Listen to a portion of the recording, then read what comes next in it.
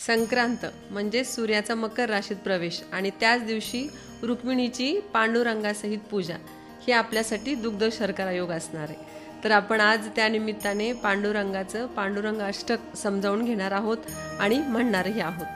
तर मी मीनाक्षी विजय कुलकर्णी. तर आपण बघतो की फक्त खाण्यामध्ये बदल म्हणजे एकादशी आहे का? उपवास म्हणजे भगवंताच्या अगदी जवळ असणं, अशी ही पवित्र एकादशी आपल्याला भागवत धर्मामध्ये अतिशय पवित्र मानली जाते. 15 दिवसांमध्ये येणारा हा उपवास आपल्याकडे नियमित केला जातो. तर एकादशी म्हणजे 5 कर्मेंद्रिये, 5 ज्ञानेंद्रिये आणि 11वं मन, असं पूर्ण शरीर आपल्याला भगवंताच्या कामासाठी आणि नामासाठी द्यायचं असतं. त्या पांडुरंगाचं सुंदर रूप आपण त्या दिवशी निहाळतो आणि त्याच्यासाठी भजने, स्तोत्र, अष्टक वगैरे म्हणत असतो.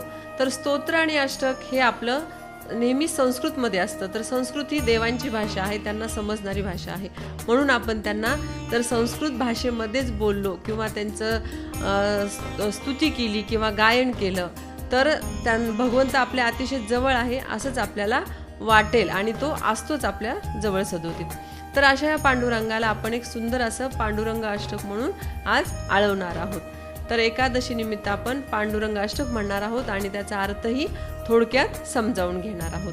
तर हे अतिशय सुंदर पांडुरंगाचं सावळं रूप श्रीमद आद्य शंकराचार्यांनी भीमा नदीच्या तीरावर म्हणजेच चंद्रभागेवर त्यांनी त्यांच्या मनात केलेलं वर्णन आपल्याला पांडुरंग कसा दिसतो हे त्यांनी पाहण्या अगोदरच ह्या अष्टकातून सांगितलेलं आहे. तर खूप सुंदर प्रकारचं वर्णन आपल्याला पांडुरंगाचं ह्या अष्टकामधून श्रीमद आद्य शंकराचार्यांच्या नजरेतून दिसणार आहे. तर आपण स्तोत्र पठन करूया. महायोग पीठे तटे भीमरथ्या वरम पुंडरीकाय दातुं मुनीन्द्रे समागत्य तिष्ठन्तमानन्दकन्दं परब्रह्मलिंगं भजे पांडुरंगम. तर शंकराचार्यांचा काळ हा 8व्या शतकाच्या सुमारास मानलेला जातो. तर यावरून आपल्याला पंढरपूर मंदिराची प्राचीनता किती आहे हे दिसून येतं. तर भीमा नदीच्या काठावर ज्याला पंढरपूर क्षेत्र म्हणतात अशा या पवित्र स्थळी आई वडिलांची सेवा करणाऱ्या पुंडलिकाला वरदान देण्यासाठी अनेक श्रेष्ठ मुनींसह राहणाऱ्या आनंदाचा कंद असणाऱ्या अशा परब्रह्मरूपी पांडुरंगाला मी नमस्कार करतो. तर पहिल्या श्लोकात पंढरपूरला महायोगपीठ असं म्हटलं आहे. तर त्यात काहीतरी तर विशेषता नक्कीच असणार. याचं कारण समजून घेताना आपल्याला पांडुरंगाचं रूपही समजून घ्यायचं आहे. तर प्राचीन भारतीय मूर्तीनुसार देवतेंचे वेगवेगळे रूप आपल्याला आपल्या शास्त्रामध्ये दिलेले आहेत. तर परमेश्वर पत्नी आणि परिवारासहित असेल तर ती भोगमूर्ती, शस्त्र धारण करणारी मूर्ती असेल तर ती वीरमूर्ती मानली जाते आणि ध्यान करणारी मूर्ती ही योगमूर्ती मानली जाते. तर अशी ही पांडुरंगाची मूर्ती योगमूर्ती आहे. म्हणून पांडुरंगाला शंकराचार्यांनी महायोगपीठ अशी उपाधी दिलेली आहे.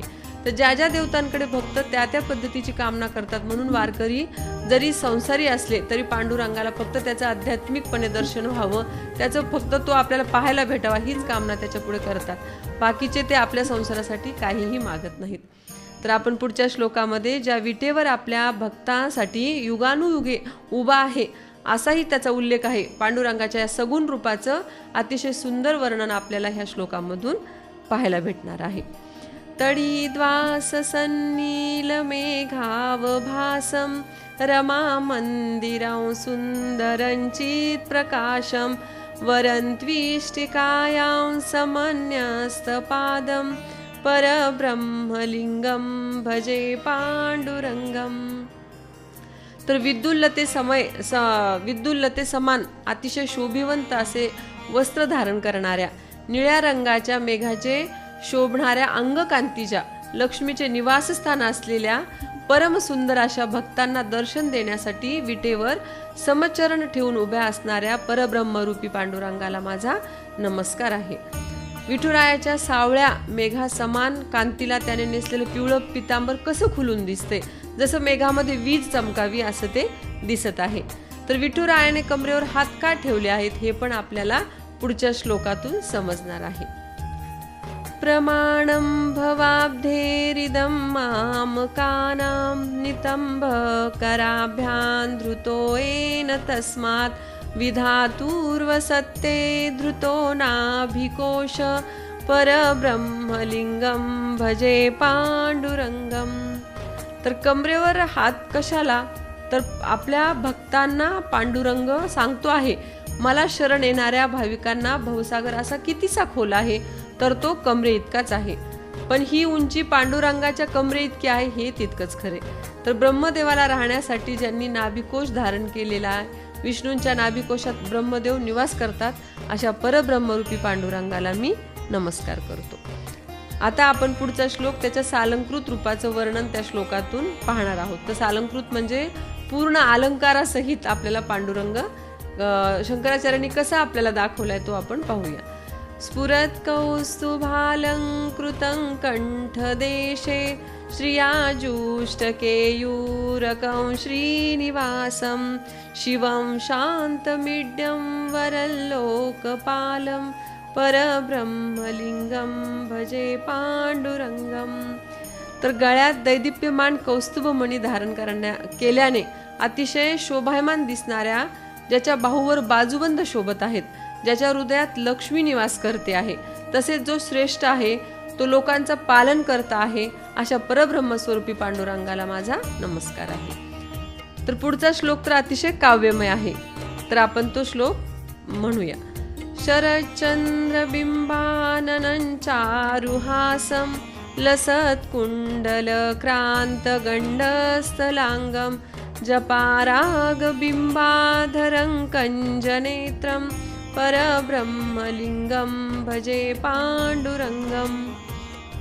जसं की आपण पाहतो शरद ऋतूमध्ये चंद्राचं पूर्ण बिंब जसं मोहक दिसतं, तसंच अतिशय रमणीय मुखचंद्र असलेल्या आणि ज्याच्या मुखावर सदा सुहास्य विलसत आहे, त्याच्या कानात शोभणाऱ्या कुंडलाची कांती ज्याच्या गालावर झळाळते आहे आणि ज्याचे ओठ जास्वंदाप्रमाणे आरक्त म्हणजेच अतिशय लाल रंगाचे आहेत, तसेच ज्याचे नेत्र अमृताचा वर्षाव करणारे कमल नयन आहेत, अशा परब्रह्मरूपी पांडुरंगाला माझा नमस्कार असो. तर आपण बघतो की विठुराया म्हणजे गोपवेशधारी विष्णूचं रूप आहे. तर याचंही वर्णन आपल्याला या अष्टकामध्ये दिलेलं आहे. किरीटोज्ज्वलत् सर्वदिक्प्रांत भागं सुरैरर्चितं दिव्यरत्नैरर्घे त्रिभंगाकृतिं बर्हमाल्यावतंसं परब्रह्मलिंगं भजे पांडुरंगम. तर ज्याच्या मस्तकावरील मुकुटाच्या कांतीने म्हणजेच तेजाने सर्व दिशा उजळून निघाल्या आहेत, दिव्य व अनमोल रत्ने अर्पण करून सर्व देव ज्याची पूजा करतात आणि ज्याने गुडघ्यावर रांगणाऱ्या म्हणजेच त्रिभंगाकृती बालकृष्णाचे रूप घेतलं आहे, तसेच ज्याच्या गळ्यात वनमाला आहेत आणि मस्तकावर मोरपिसांचा तुरा शोभतो आहे, अशा परब्रह्मरूपी पांडुरंगाला मी नमस्कार करतो. अशा गोपवेशधारी श्रीकृष्णाचं वर्णन आपल्या संतांनी कितीतरी भजनांमधून गवळणींमधून केलेलं आहे. तर आता हेच पाहूया आपण. तळवे तळहात टेकीत डाव्या गुडघ्याने रांगत रंगनी रंगनाथ तोम्या देखिला. तर शंकराचार्य पुढच्या श्लोकामध्ये म्हणतात, विभुं वेणुनादं चरन्तं दुरन्तं स्वयं लीलया गोपवेशं दधानं गवामृन्दकानन्दनं चारुहासं परब्रह्मलिंगं भजे पांडुरंगम. सर्व विश्वाला व्यापून राहणाऱ्या, दिव्य असा वेणुनाद करणाऱ्या म्हणजेच बासरी वाजवणारा, ज्याचा कोणालाही अंत लागत नाही, सहज लीलेने गोपवेश धारण करणाऱ्या, गायीच्या कळपांना आनंद देणाऱ्या, अतिशय गोड मधुर हास्य अशी ज्याची मुद्रा आहे, अशा परब्रह्मरूपी पांडुरंगाला मी नमस्कार करतो. तर पुढचा श्लोक आपण पाहूया. अजं रुक्मिणी प्राण संजीवनंतं परंधाम कैवल्यमेकं तुरीयं प्रसन्नं प्रपन्नार्तिहं देवदेवं परब्रह्मलिंगं भजे पांडुरंगम. तर आपण पांडुरंगाला बाप रखुमा देवीवरी असं म्हणतो आणि शंकराचार्य पांडुरंगाला रुक्मिणी प्राण संजीवनंतम असे म्हणतात, ज्याला जन्म नाही म्हणजेच जो अजन्म आहे, असा रुक्मिणी मातेचा प्राणाधार असलेला, भक्तांचा परमविश्रामधाम असलेला, शुद्ध कैवल्य तसेच जागृती, स्वप्न व सुषुप्ती या तीनही अवस्थांच्या पलीकडे असलेला, निरंतर प्रसन्न असलेला, भक्तांचे दुःख हरण करणारा व देवांचाही देव असणारा अशा पांडुरंगास मी नमस्कार करतो. तर आपण खरोखरच पांडुरंगाच्या छत्रछायेखाली आहोत, सावलीत आहोत, म्हणून ती आपली माऊली आहे. आई जशी मुलांवर प्रेम करते तसं पांडुरंग आपल्या भक्तावर प्रेम करत असतो. संतांनी तर अभंग रचलेच, पण आद्य शंकराचार्यांनी हे पांडुरंग अष्टक त्या पांडुरंगाला न पाहताच ही संस्कृत रचना आपल्यासाठी दिलेली आहे. ती अतिशय सुंदर आहे. म्हणूनच एकादशी सारख्या पवित्र उपवासाला पांडुरंग अष्टक आपल्याकडून पठण व्हायलाच हवं. असं हे सुंदर अष्टक पांडुरंगाचं आपल्याला श्रीमद आद्य शंकराचार्यांनी त्यांच्या नजरेत जे त्यांना भावलं ते आपल्याला दिलेलं आहे.